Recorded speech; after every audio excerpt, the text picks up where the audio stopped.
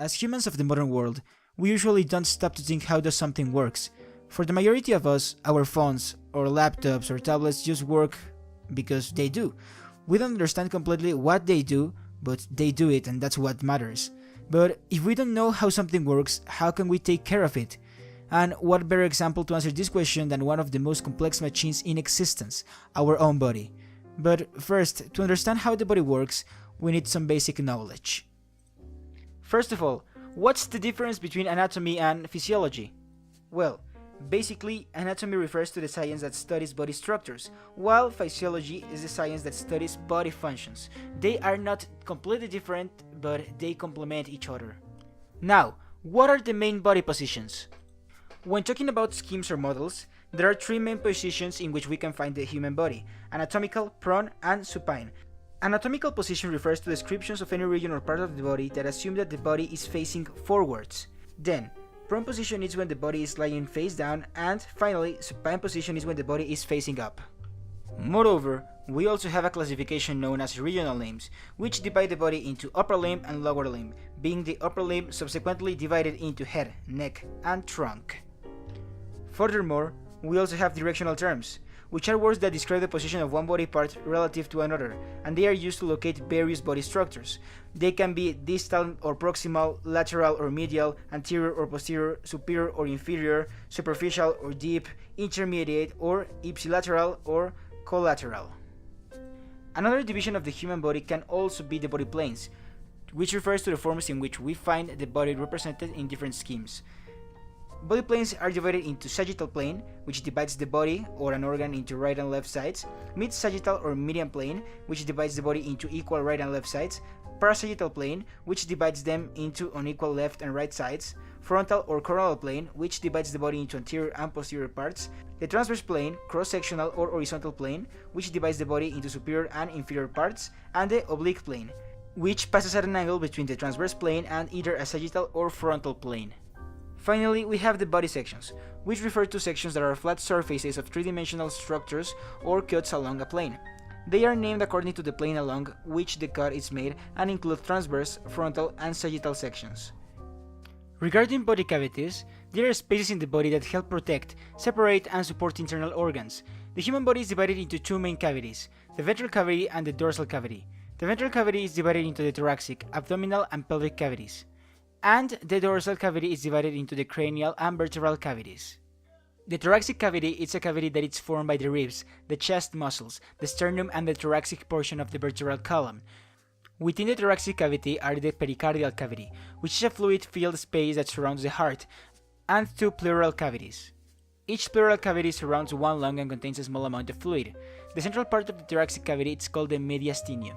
It is located between the lungs, and it contains all thoracic organs except the lungs, and includes the heart, esophagus, trachea, thymus, and several large blood vessels. The thoracic cavity is separated from the abdominal cavity by a horizontal, dome-shaped muscle called the diaphragm. Moreover, the abdominopelvic cavity extends from the diaphragm to the groin and is enclosed by the abdominal wall and the bones and muscles of the pelvis. It is further divided into the abdominal and pelvic cavities, even though no physical structure divides them. The abdominal cavity is the superior part that contains the stomach, spleen, liver, gallbladder, small intestine, and most of the large intestine, while the pelvic cavity is the inferior part that contains the urinary bladder, portions of the large intestine, and internal organs of the reproductive system. Organs inside these cavities are called viscera. Finally, the cranial cavity is formed by the cranial bones and contains the brain, while the spinal or vertebral cavity is formed by the vertebral column and contains the spinal cord. Now that we know the basic concepts, we can start checking ones a little bit more complicated. First of all, tissue. Tissue refers to a group of similar cells that work together to carry out a specific function. Body tissues can be classified into four basic types according to their function and structure. These four basic types of tissue are connective tissue, epithelial tissue, muscle tissue, and nervous tissue. First of all, epithelial tissue consists of tightly packed cells that form a continuous layer. They have a high rate of cell division and are held by cell junctions. We can find them, for example, inside all the blood vessels and lymphatic vessels. Epithelial tissue is avascular, that is, that lacks its own blood supply. It has many functions in the body, such as the protection, filtration, secretion, absorption, and excretion. Moreover, epithelial tissue can be divided into two types, covering and lining epithelium. Covering epithelium forms outer covering for the skin and some internal organs, as well as the inner lining of blood vessels, ducts, and body cavities, and the interior of the respiratory, digestive, urinary, and reproductive systems. They are classified by two characteristics: the shape of the cells and the number of layers of cells. Regarding the number of cells, we have squamous, cuboidal, and columnar, and regarding the number of layers of cells, we have simple, stratified, and pseudostratified. On the other hand, a glandular epithelium refers to an epithelium that secretes a product. A gland may consist of a single cell or group of cells that secrete substances into ducts or surfaces into the blood. While endocrine glands secrete substances called hormones into the interstitial fluid, where they diffuse into the bloodstream, exocrine glands secrete their products into ducts that empty onto the surface of a covering lining epithelium. Some examples can be the thyroid gland, adrenal glands, and sweat glands. Now, the next tissue that we are going to review is the connective tissue. It is one of the most abundant and widely distributed tissues in the body. In its various forms, it has a variety of functions. It blends together, supports and strengthens other body tissues, protects and insulates internal organs, compartmentalizes structures such as skeletal muscles, serves as the major transport system with the body, the blood, and it's the primary location of stored energy reserves, also called fat. It also consists of cells that are widely separated by a matrix, consisting of a non-cellular material that varies in consistency from solid to fluid, and may have fibers that can be collagen, reticular, and/or elastic fibers. There are several types of connective tissue, so let's check them out. First of all, we have the loose fibrous. It supports the epithelium and also many internal organs. Its presence in lungs, arteries, and the urinary bladder allows these organs to expand. Secondly, the dense fibrous contains many collagen fibers that are packed together. It is found in tendons and ligaments. Third, adipose tissue. It's loose connective tissue in which cells, called adipocytes, store triglycerides. Adipose tissue is found beneath the skin, around the kidneys, and on the surface of the heart. The fourth one is called blood, which is a connective tissue with a liquid matrix called blood plasma and blood cells. Blood plasma consists of mainly water with dissolved substances. Blood cells include red blood cells or erythrocytes. The fifth one is called reticular connective, which consists of reticular fibers and reticular cells, and it forms the supporting meshwork or lymphoid tissue in lymph nodes and the spleen, among some others. The sixth one is the cartilage, which is a specialized form of a dense fibrous connective tissue, which most commonly composes the smooth surfaces that allow bones to slide against each other in joints. Some examples are hyaline, elastic, and fibrocartilage. The seventh one is the bone, which is the most rigid tissue. It can be classified as compact or spongy bone. Finally, the eighth is the lymph, which is an extracellular fluid that flows through the lymphatic vessels, similar to blood plasma but with less protein. An interesting fact is that their composition varies from one part of the body to another. Now, regarding muscle tissue, it consists of elongated cells called muscle fibers that use ATP to generate force. As a result, muscular tissue produces movements, maintains posture, and generates heat. It also provides protection. The last one is the nervous tissue, which consists of two cell types, neurons and neuroglia, and it's present in the brain and spinal cord. A neuron is a specialized cell that has three parts: a cell body, dendrites, and an axon. The cell body contains most of the cytoplasm and the nucleus of the neuron. Dendrites are short, highly branched processes that branch off the cell body, and they are the major receiving or input part of the neuron, and they conduct signals toward the cell body. Furthermore, the axon is a long, singular process that conducts nerve impulses away from the cell body. Long axons are covered by a myelin sheath, which is a white fatty substance that increases the speed of nerve impulses. The term fiber is used here to refer to an axon with its myelin sheath. Outside the brain and spinal cord, fibers bound by connective tissue form nerves. The function of nervous tissue includes sensory input, integration of data, and motor output. Now that we know the definition, division, and characteristics of the tissue, we can review the integumentary system. The latter is an organ system consisting of the skin, hair, nails, and exocrine glands. As a fact, the skin is only a few millimeters thick, and yet it's by far the largest organ in the body. Structurally talking, the skin is composed of two layers: the epidermis, which is the superficial layer and consists of epithelial tissue, and the dermis, which is below the epidermis and composed of connective tissue. Below the skin, but no part of it, there is a layer of adipose tissue called the hypodermis or subcutaneous layer. First, we have the epidermis, and the epidermis is made up of keratinized, stratified squamous epithelium. It contains four principal types of cells: keratinocytes, melanocytes, Langerhans cells, and Merkel cells. Then we have the dermis, and the dermis is a region of loose, fibrous connective tissue beneath the epidermis. The dermis contains collagen and elastic fibers, which together provide the skin with strength, extensibility, which is the ability to stretch, and elasticity, the ability to return to its original shape after being stretched. The extensibility of skin can be seen around joints and in pregnancy and obesity.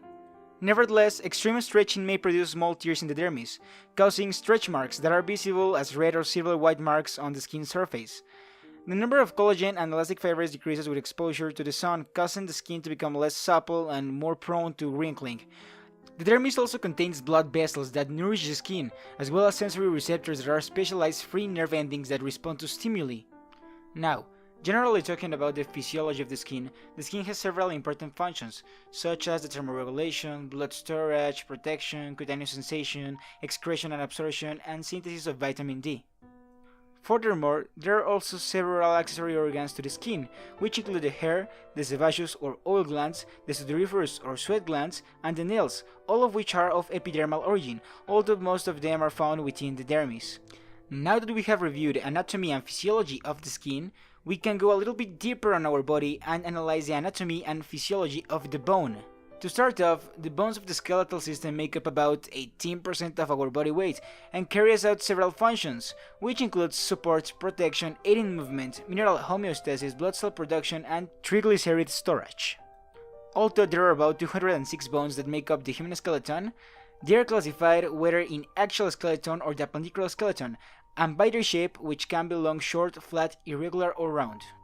The axial skeleton is made up of bones in the middle line of the body, which include the bones of the skull, the hyoid bone, the bones of the vertebral column, the bones of the rib cage, and this also includes the vertebrae, the ribs and their associated cartilages, and the sternum and the ossicles or bones of the middle ear. The appendicular skeleton, on the other hand, consists of the limbs together with their girdles. Pectoral or shoulder girdle consists of the scapula and the clavicle, while the pelvic girdle consists of two coaxial bones. Each coaxial bone has three parts, the ilium, the ischium, and the pubis, which are fused in the adult. The pelvis has also some important functions. For example, it bears the weight of the body, protects the organs with the pelvic cavity, and serves as the site of attachment for the lower limbs. Now, long bones, such as the humerus and the femur, are longer than they are wide. On the other hand, short bones, such as the carpals and tarsals, are cube-shaped, that is, their lengths and widths are about equal. Flat bones, such as those of the skull, are flat, with broad surfaces. Irregular bones, such as the vertebrate and facial bone, have varied shapes that allow connections with other bones. And finally, round bones, which are circular in shape and usually aimed in a tendon, such as the patella or kneecap. Now, regarding the macroscopic structure of the bone, a typical long bone consists of diaphysis, epiphysis, metaphysis, articular cartilage, periosteum, medullary cavity, and endosteum. Regarding the microscopic structure of the bone, like other connective tissues, bone tissue contains an abundant matrix that surrounds widely separated cells. The matrix contains water, collagen fibers, and mineral salts, the most abundant being calcium phosphate, which combines with another mineral salt, calcium hydroxide, to form crystals of hydroxyapatite. As the crystals form, they combine with still other mineral salts such as calcium carbonate and ions like magnesium, fluoride, potassium, and sulfate. As these mineral salts are deposited in the framework formed by the collagen fibers of the matrix, they crystallize and the tissue hardens. Bone-building cells are called osteoblasts, and they initiate the process of calcification. Now, the bone's hardness depends on the crystallized inorganic material salts. A bone's flexibility depends on its collagen fibers. The collagen fibers provide tensile strength, resistance to being stretched or torn apart. When the body needs a particular mineral, bone cells called osteoclasts secrete enzymes and acids that break down both the mineral salts and the collagen fibers of bone matrix. There are 4 types of cells present in bone tissue: osteogenic cells, osteoblasts, osteocytes, and osteoclasts. Now, a really important process of the bone is bone remodeling. Bone, like skin, forms before birth but continually renews itself thereafter. Bone remodeling is the ongoing replacement of old bone tissue by new bone tissue. It involves bone resorption, the removal of minerals and collagen fibers from bone by osteoclasts, and bone deposition, which is the addition of minerals and collagen fibers to bone by osteoblasts. Thus, bone resorption results in the destruction of bone matrix, while bone deposition results in the formation of bone matrix. Continuing, we also have articulations and types of movement. So an articulation or joint is a point of contact between two bones, or between bones and cartilage, or between bones and teeth. When we say that one bone articulates with another, we mean that the bones form a joint. Joints can be classified as fibrous, cartilaginous, or synovial based on their structure and ability to move. Regarding the synovial joints, we have several types of movements, such as the gliding, angular movements, rotation, and special movements. Finally, we have skeletal muscle and muscle contraction. So, each skeletal muscle is considered as a separate organ, and it is composed of thousands of cells called muscle fibers. Connective tissue surrounds muscle fibers as well as whole muscles, providing strength and protection to them. The episium is the outermost layer of connective tissue that surrounds the entire muscle, while the perimysium surrounds groups of 10 to 100 or more muscle fibers, separating them into bundles called fascia.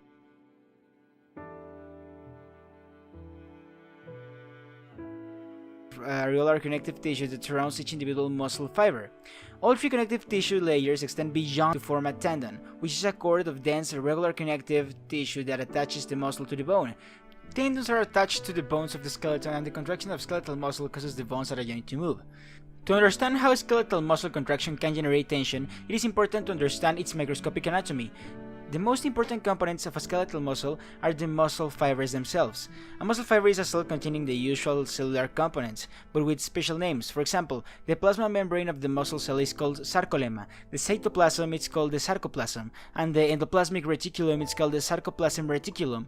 The sarcolemma forms T transverse tubules that penetrate into the cell so that they reach the expanded portions of the sarcoplasmic reticulum where calcium ions are stored. Calcium ions are essential for muscle contraction. So, the sarcoplasmic reticulum surrounds thousands of cylindrical-shaped organelles called myofibrils that run the entire length of the muscle fiber. The myofibrils are divided into sarcomeres, which are the contractile units of the muscle fibers. The sarcomeres extend between two dark lines called the Z-lines. Each sarcomere contains two types of protein, myofilaments. The thick filaments are made up of a protein called myosin, and the thin filaments are made up of a protein called actin. Muscle contraction is also very important, because during muscle contraction skeletal muscle shortens because the actin thin filaments slide past the myosin thick filaments. The movement of the actin filaments in relation to myosin filaments is called the sliding filament theory of muscle contraction. The contraction cycle is a repeating sequence of events that causes the filaments to slide, and it consists of 4 steps: ATP hydrolysis, attachment of myosin to actin to form cross bridges, power stroke, and detachment of myosin from actin. Muscle fibers are stimulated to contract by motor neurons whose axons are found in nerves. The axon of one motor neuron can stimulate from a few to several muscle fibers of a muscle because each axon has several branches. A branch of an axon ends in an axon terminal that lies in the close proximity to the sarcolemma of a muscle fiber. A small gap called a synaptic cleft separates the axon terminal from the sarcolemma, forming the neuromuscular junction. The biological definition of homeostasis is the tendency of an organism or cell to regulate its internal environment and maintain equilibrium, usually by a system of feedback controls, so as to balance health and functioning. Usually, the body is in homeostasis when its needs are satisfied and it is functioning correctly. Nearly every homeostatic control mechanisms are negative feedback mechanisms. These mechanisms change the variable back to its original state or ideal value. The control of blood sugar, glucose, by insulin is a great example of a negative feedback mechanism. When blood sugar increases, receptors in the blood sense a variety. In turn, the control center, pancreas, segregates insulin into the blood, efficiently lowering blood sugar levels. Once blood sugar levels reach homeostasis, the pancreas stops releasing insulin. A positive feedback mechanism is the exact opposite of a negative feedback mechanism. With negative feedback, the output reduces the original effect of the stimulus. In a positive feedback system, the output enhances the original stimulus. A good example of a positive feedback mechanism is blood clotting. Once a vessel is damaged, platelets start to stick to the injured place and release chemicals that attract more platelets. The platelets continue to gather up and release chemicals until a clot is formed. Now I'm going to talk about the risk factors to develop skin cancer and osteoporosis. First, I am going to explain the skin cancer risk factor. Age. Skin cancer risk increases as you age, which is likely due to accumulated exposure to UV radiation. But skin cancers may also be found in younger individuals who spend a lot of time in the sun. Frequent sunburns, especially when they occurred during childhood, increases the risk of developing melanoma. Gender. Men are approximately 2 times more likely to develop basal cell carcinomas and 3 times more likely to develop squamous cell carcinomas than women. Talking about the body, I am going to mention the skin tone and moles. Skin tone. Caucasians have a greater risk of developing skin cancer than non-whites. The risk is also higher in individuals with blonde or red hair, blue or green eyes, or skin that burns or freckles easily. Moles. Most moles are harmless and may never develop into cancer, but having a large number of moles may increase the risk for developing melanoma. Genetics have an important role too. Family or personal history. Individuals with one or more parents or siblings with skin cancer may be at increased risk. Individuals who have previously been diagnosed with skin cancer are also at increased risk for developing the disease again. It is important to know that the lifestyle that a person leads has a great influence on the risk of having skin cancer. Smoking. Smokers are more likely to develop squamous cell skin cancers, particularly on the lips. Chemical exposure. Certain chemicals, including arsenic, industrial tar, coal, paraffin, and some types of oil, may increase the risk of non-melanoma skin cancers. There are other conditions that have influence like viruses, radiation exposure, or psoriasis treatment. Viruses. Certain types of human papilloma virus infections, particularly those that affect the anal or genital area, may increase the risk of skin cancer. Individuals have a higher risk of Kaposi sarcoma if they were infected with what's known as the 8 human herpes virus, also called Kaposi sarcoma associated herpes virus. According to the American Cancer Society, some patients with Kaposi sarcoma have a weakened immune system because of their HIV infection. Radiation exposure. Treatment with radiation may increase the risk for developing skin cancers in the exposed area.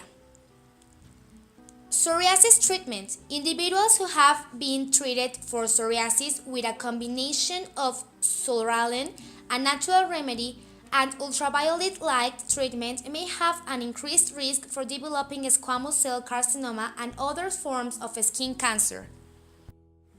Osteoporosis. Osteoporosis is a bone disease.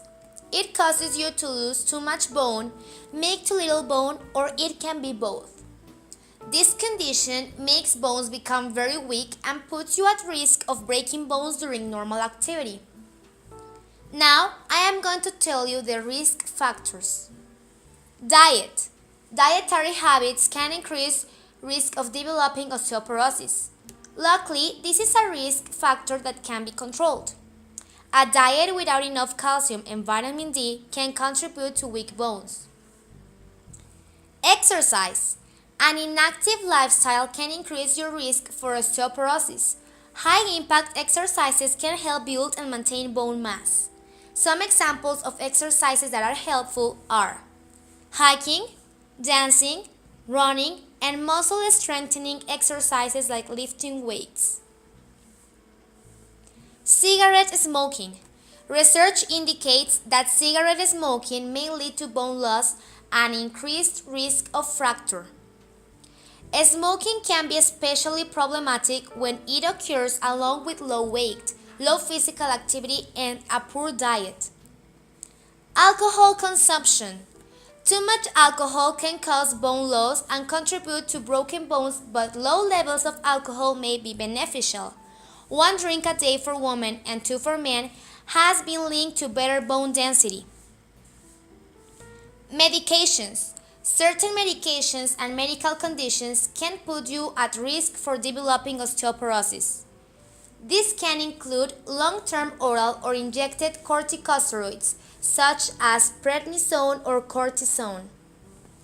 Certain cancer medications have also been associated with osteoporosis. There are characteristics that can increase your risk of developing osteoporosis you can't control.